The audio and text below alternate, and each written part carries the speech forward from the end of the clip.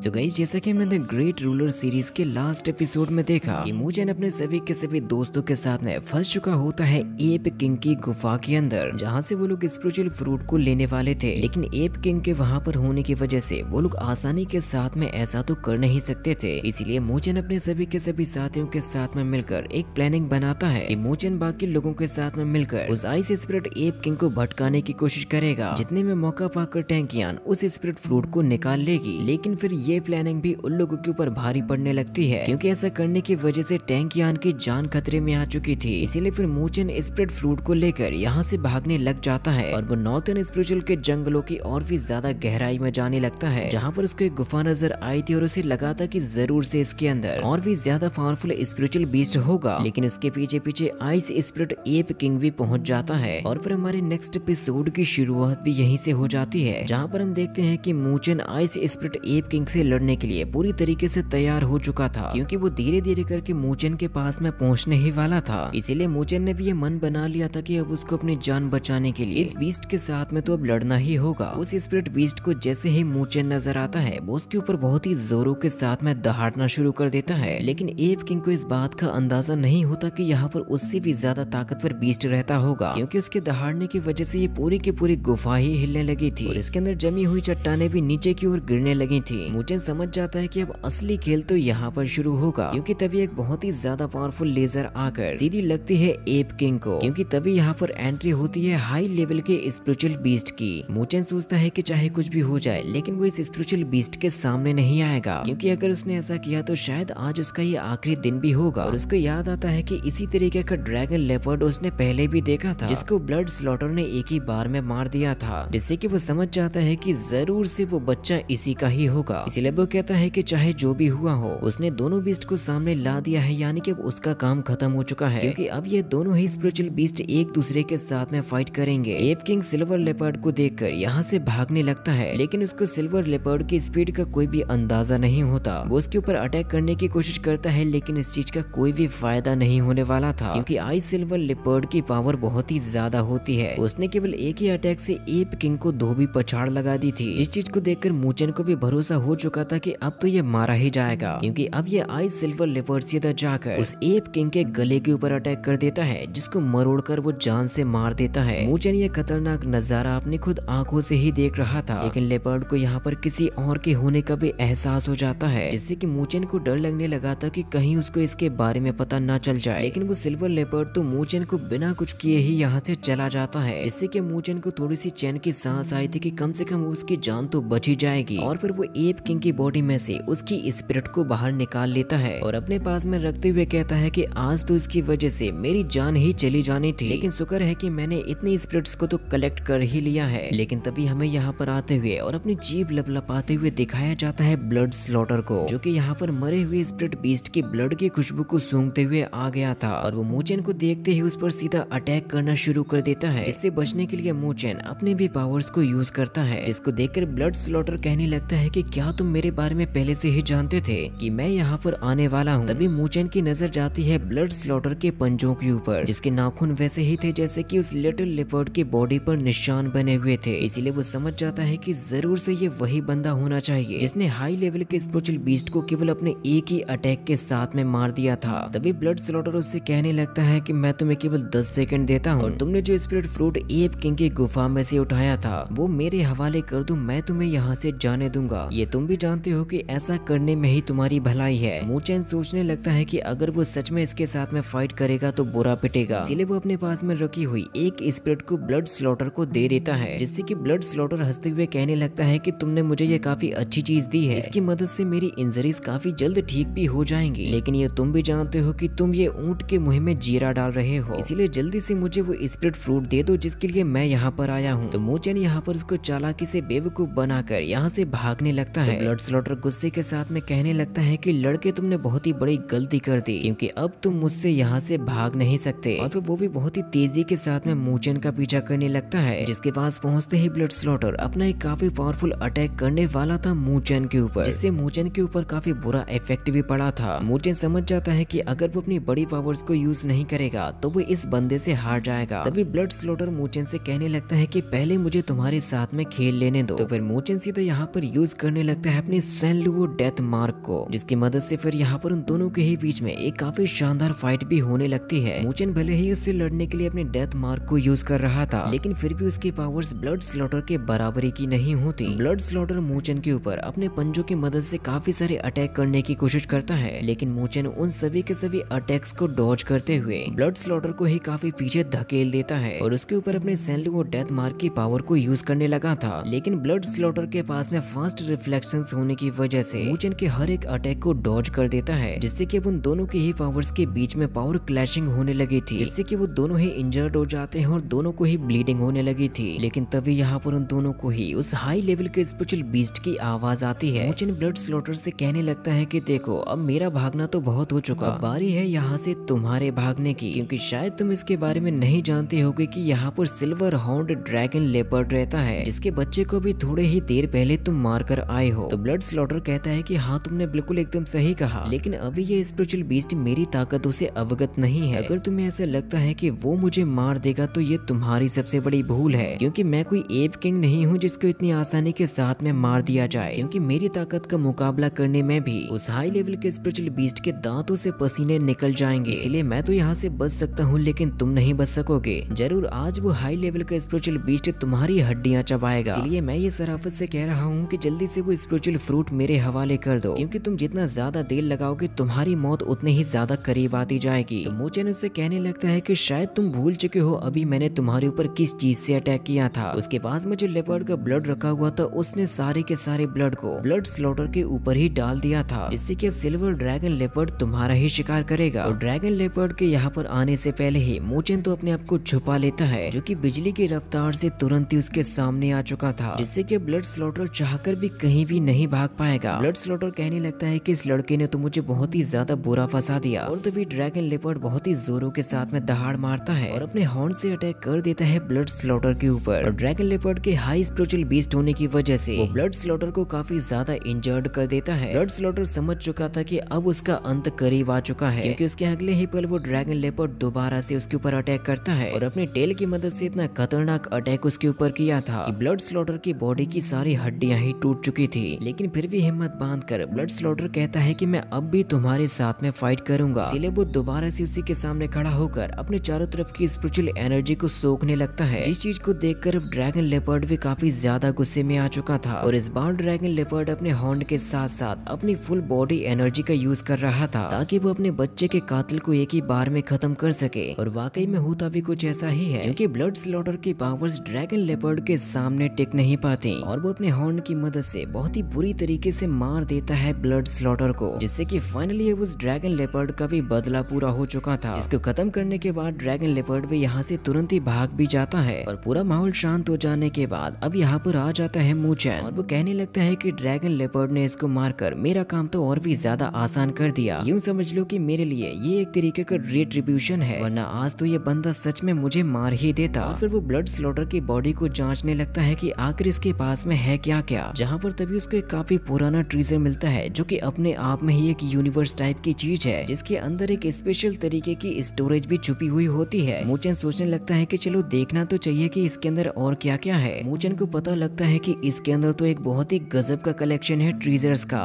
तभी उसको वहाँ पर एक लिंग दिखाई देती है, लेकिन उसको समझ में नहीं आता कि आखिर ये इतनी ज्यादा शांत क्यों है। मूचेन को उस लिंग की पावर्स का जरा सा भी अंदाजा नहीं होता, क्योंकि वो जैसे ही उसको अपने हाथ में लेकर उस पर ध्यान लगाने लगता है तो मूचेन ऐसा कर ही नहीं पाता, क्योंकि ऐसा करने की वजह से मूचेन के दिमाग के ऊपर एक बहुत ही बुरा इफेक्ट भी पड़ता है। इसीलिए उसको समझ में नहीं आता कि आखिर ये कौन से बीस्ट की स्पिरिट होगी, क्योंकि इसको देखने और ध्यान लगाने मात्र से ही उसका पूरा दिमाग हिल चुका था। इसीलिए वो उस स्पिरिचुअल लिंग को वापस उसी के अंदर डाल देता है और कहने लगता है कि मुझे वापस जाकर इसके बारे में अपने पिताजी को बताना होगा, क्योंकि केवल वही मुझे इसके बारे में अच्छे तरीके से ज्ञान दे सकेंगे। अब वो यहाँ से सीधा टैंकियान और अपनी बाकी की टीम की तरफ भागने लगता है। इसके बाद हम अगले ही सीन में लियू मिंग को देखते हैं, जो कि उस जगह पे पहुंच चुका होता है जहाँ पर ब्लड स्लॉटर ने उसके सिपाहियों की जान ले ली थी। इस चीज को देखकर उसको काफी ज्यादा गुस्सा आता है और वो कहता है कि अब हमें ब्लड स्लॉटर के पैरों के निशानों का पीछा करना होगा। तो लियू मोबाई बताता है कि अंकल वैसे वो अभी ज्यादा दूर नहीं गया होगा। तो लियू मिंग कहता है कि हाँ, हमें उसे जल्द से जल्द ही पकड़ना होगा। तो लियू मोबाई कहता है कि कहीं उसने ये पैरों के निशान जानबूझकर तो नहीं छोड़े। तो लियू मिंग कहते हैं कि आखिर तुम्हारा ये कहने का मतलब क्या है। और इसके आगे की स्टोरी और फाइट हमें नेक्स्ट पार्ट में दिखाई जाएगी, जो कि बहुत ही जल्द आ जाएगा।